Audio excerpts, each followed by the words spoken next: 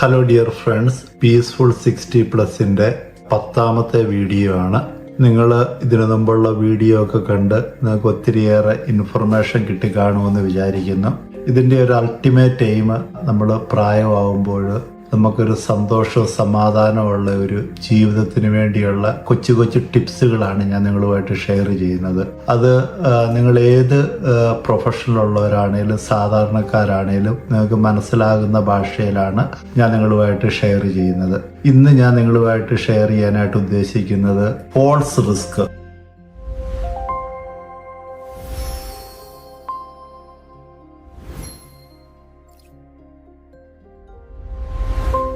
അതായത് പ്രായമായവരിൽ കാണുന്ന ഒരു വലിയൊരു പ്രശ്നമാണ്, അവരുടെ ഒരു ക്വാളിറ്റി ഓഫ് ലൈഫ് ഇല്ലാതാക്കുന്ന ഒരു സംഭവമാണ് വീഴ്ചകൾ.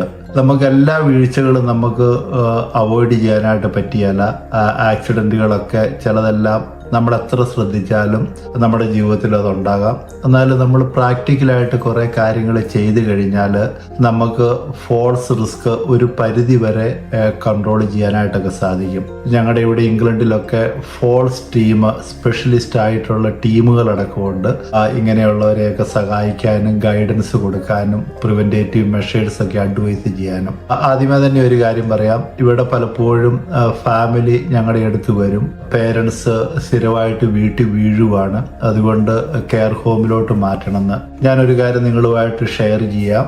വീടുകളിൽ നമ്മുടെ കമ്മ്യൂണിറ്റിയിലുള്ളതിനേക്കാളും വീഴാനായിട്ടുള്ള സാധ്യതകൾ കൂടുതൽ കെയർ ഹോമിലും ഹോസ്പിറ്റലുമാണ്. ഇവിടുത്തെ സ്റ്റഡീസ് അനുസരിച്ച്, ഡേറ്റാസ് അനുസരിച്ച് കെയർ ഹോമിലും ഹോസ്പിറ്റലും വീടുകളെക്കാളും വീഴ്ച കൂടുതലാണ്. കാരണം അതിൻ്റെ അകത്തൊരു കാര്യം പറയേണ്ടത്, കെയർ ഹോമുകളിലൊക്കെ ഉള്ളവർ വളരെ ഫ്രജൈലായിട്ടുള്ളതാണ് അതിൻ്റെ ഒരു റീസണും. പിന്നെ കെയർ ഹോമിൽ വിട്ടാലും നമുക്ക് ഒരാളെ 24 മണിക്കൂറും കൂടെ ഇരുന്ന് നോക്കാനായിട്ട് സാധിക്കുകയില്ല.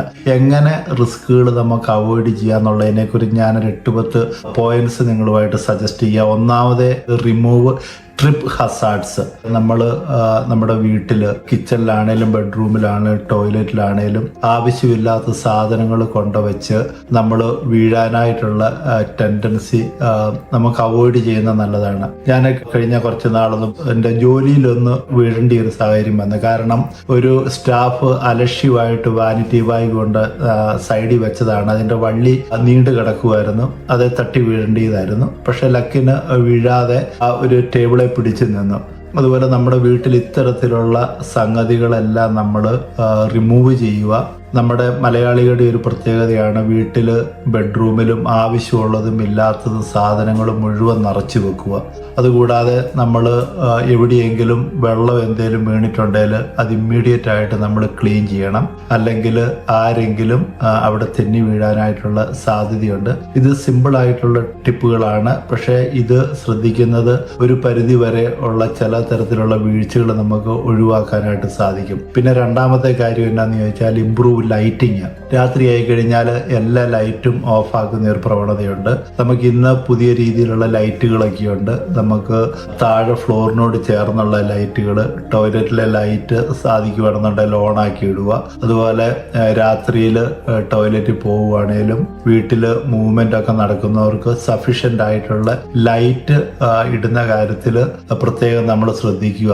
നമ്മൾ ഇരുട്ടത്ത് ഏറ്റുപോയി വീഴാനും അതുപോലെ തട്ടാനും ഒക്കെയുള്ള സാധ്യത കൂടുതലാണ്. പിന്നെ മൂന്നാമത്തെ കാര്യം, പ്രോപ്പർ എക്യുപ്മെന്റ്സ് ആൻഡ് അഡാപ്റ്റേഷൻസ്. അതായത് പ്രായമായവരെ സംബന്ധിച്ചിടത്തോളം ടോയ്ലറ്റിൽ നിന്ന് എഴുന്നേക്കാനും ഗ്രാബ് റെയിൽസ് ഫിറ്റ് ചെയ്യാം. അതുപോലെ ടോയ്ലറ്റിൽ ഇരിക്കാൻ ബുദ്ധിമുട്ടുള്ളവർക്ക് വേണേൽ റേസ്ഡ് ടോയ്ലറ്റ് ഉണ്ട്. അതുപോലെ ബെഡ് ലിവറുകളുണ്ട്. നമ്മൾ വീടുകളിൽ ആവശ്യമുള്ള ഗ്രാബ് റെയിലുകളൊക്കെ നമ്മൾ ഫിറ്റ് ചെയ്യാനായിട്ട് പരിശ്രമിക്കുക. അതുപോലെ ഫ്രണ്ട് ഡോറിൽ നിന്നോ ബാക്ക് ഡോറിൽ നിന്നോ ഇറങ്ങുമ്പോഴും കയറുമ്പോൾ അതിനു വേണ്ട എക്യുപ്മെന്റ്സുകൾ നമുക്ക് ഫിറ്റ് ചെയ്യാനായിട്ട് പരിശ്രമിക്കും. അതുപോലെ സ്റ്റെപ്പുകളൊക്കെ പരമാവധി ഒഴിവാക്കി ആ ഒരു രീതിയിൽ നമുക്ക് കുറെ ഫോൾസ് റിസ്ക് നമുക്ക് ഒഴിവാക്കാനായിട്ട് സാധിക്കും. പിന്നെ വളരെ പ്രധാനപ്പെട്ട ഒരു കാര്യമാണ് ഞാൻ പറയുന്നത്, സ്ട്രെങ്ത് ആൻഡ് ബാലൻസ് എക്സസൈസ്. ഈ ഒരു കാര്യത്തെക്കുറിച്ച് ഇത്രയും വർഷമുണ്ടെങ്കിലും ഞാൻ അത്ര ശ്രദ്ധിച്ചില്ലായിരുന്നു, പക്ഷേ അത് വളരെ വളരെ ഇമ്പോർട്ടൻ്റ് ആണ്. നമുക്ക് ചെറിയ ചെറിയ സ്ട്രെങ്തനിങ് എക്സസൈസുകൾ ചെയ്താൽ, ബാലൻസ് എക്സസൈസ് എക്സസൈസ് ചെയ്താൽ നമ്മുടെ ബോഡി സാധാരണ ഇപ്പം വീഴുവാണെങ്കിൽ തന്നെയാണേലും നമുക്ക് വലിയ മേജർ ഇഞ്ചുറി ഇല്ലാതെ പിടിച്ചു നിൽക്കാനായിട്ട് സാധിക്കും. അതുപോലെ നമുക്ക് ബാലൻസ് പോകാതെ നമുക്ക് അങ്ങനെയുള്ള എക്സസൈസുകൾ അത് അറിയാവുന്നവരുടെ അടുത്ത് പോയി അത് നിങ്ങൾ ലേൺ ചെയ്ത് അത് സ്ഥിരമായിട്ട് ചെയ്യാനായിട്ട് സാധിക്കുകയാണെന്നുണ്ടെങ്കിൽ വളരെ നല്ലതാണ്. ഞാൻ ഈ കഴിഞ്ഞ ഒരു ദിവസം ഒരു യോഗ ഒരു സെഷൻ മാത്രമാണ് ഞാൻ അറ്റൻഡ് ചെയ്തത്. അതിലെ പല എക്സസൈസുകളും ഇതുപോലെ സ്ട്രെങ്തനിങ്ങിന് വേണ്ടിയിട്ടുള്ളതാണ്. അത് നമുക്ക് ഏത് പ്രായമായെങ്കിൽ പോലും നമുക്കിത് ചെയ്യാനായിട്ട് സാധിക്കും. പ്രത്യേകം നമ്മൾ ശ്രദ്ധിക്കേണ്ടത് ഇത്തരത്തിലുള്ള സ്ട്രെങ്തനിങ് എക്സസൈസ് കൂടുതൽ വേണ്ടത് നമ്മൾ പ്രായമാകുമ്പോഴാണ്. അതിൻ്റെ ഹ്യൂജ് ഇമ്പാക്റ്റ് നമുക്കുണ്ടാകുന്നുള്ള കാര്യത്തിൽ ഒരു സംശയവുമില്ല. ആദ്യമൊക്കെ ചെയ്യാൻ ഇച്ചിരി ബുദ്ധിമുട്ടാണെങ്കിലും പിന്നീട് നമുക്ക് ചെയ്യാനായിട്ട് സാധിക്കും. പിന്നെ മെഡിക്കേഷൻ റിവ്യൂ, നിങ്ങൾക്കറിയാം പല രീതിയിലുള്ള മെഡിക്കേഷൻസ് എടുക്കുന്നവരുണ്ട്. ഞാൻ ഈ സ്റ്റാറ്റിൻ എടുക്കുന്നതാണ്. സ്റ്റാറ്റിൻ്റെ ഒരു സൈഡ് എഫക്റ്റ് എന്ന് പറഞ്ഞാൽ ചിലപ്പം ഭയങ്കരമായിട്ട് മസിൽ കയറുന്ന പോലെ ഭയങ്കരമായിട്ട് ക്രാംസ് വരും. നമ്മൾ അറിയല.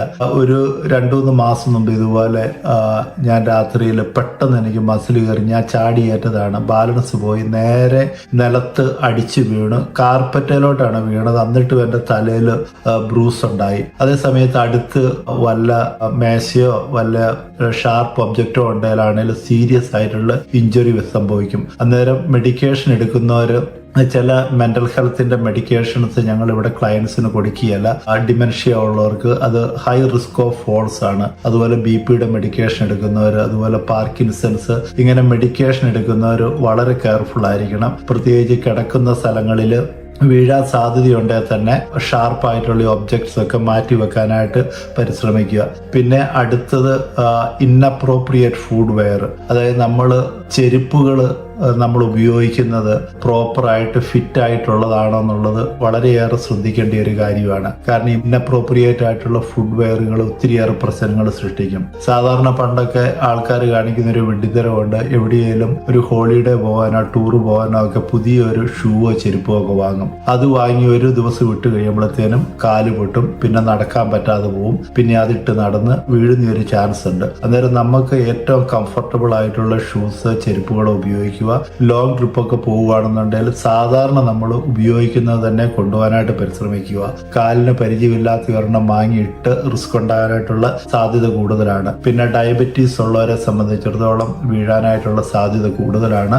അവരുടെ ഫുഡ് കെയർ, കാലുകളൊക്കെ വേണ്ട രീതിയിൽ പരിചരിക്കേണ്ടതിനെ കുറിച്ച് നിങ്ങൾക്ക് അറിയായിരിക്കുമല്ലോ. പിന്നെ പാർക്കിൻസൺസ് ഡിസീസ് ഉള്ളവർ വളരെ ഹൈ റിസ്ക് ഓഫ് ഫോൾസിലുള്ളവരാണ്. കാരണം അവരുടെ നടക്കുമ്പോൾ എൻ്റെ ചില ക്ലയൻസിനൊക്കെ കാല് നിലത്തോട്ട് ഒട്ടിപ്പിടിക്കുന്ന പോലെയുള്ള ഒരു പ്രവണതയുണ്ട്. അന്നേരം അവരുടെ ആ ലിവിങ് എൻവയോൺമെന്റ് വളരെയേറെ കെയർഫുൾ ആയിരിക്കണം. പിന്നെ നമുക്കറിയാം ഇന്ന് ഫോൾസ് റിസ്ക് ഉള്ളവരെ സംബന്ധിച്ചിടത്തോളം അവരെ നമുക്ക് മോണിറ്റർ ചെയ്യാനായിട്ട് ഒത്തിരിയേറെ ടെക്നോളജിക്കൽ എക്യുപ്മെന്റ്സും ഒക്കെ കിട്ടും. എന്നാൽ പോലും ഇത്തരത്തിലുള്ള ഈ ചെറിയ ചെറിയ കാര്യങ്ങൾ നമ്മളൊന്ന് മേക്ക് ഷുവർ ചെയ്യുകയാണെന്നുണ്ടെങ്കിൽ നമുക്കൊരു പരമാവധി ഫോൾസ് റിസ്ക് കുറയ്ക്കാനായിട്ട് സാധിക്കും. അതുപോലെ നിങ്ങൾ നാട്ടിൽ വീട് പണിയാൻ ആഗ്രഹിക്കുന്നവരാണേലും ഇവിടെയാണേലും വീട് വാങ്ങാൻ ആഗ്രഹിക്കുന്നവരാണേലും നിങ്ങൾ പ്രിഫർ ചെയ്യേണ്ടത് ഒരൊറ്റനില വീട്. ഞാൻ എപ്പോഴും പറയുന്നതാണ്, ഒറ്റനില വീട്ടിൽ നമുക്ക് സ്റ്റെയർസ് ഒന്നുമില്ലാതെ റാമ്പ് പോലെ ഫിറ്റ് ചെയ്ത് നമ്മുടെ വീട്ടിലോട്ട് കയറുന്ന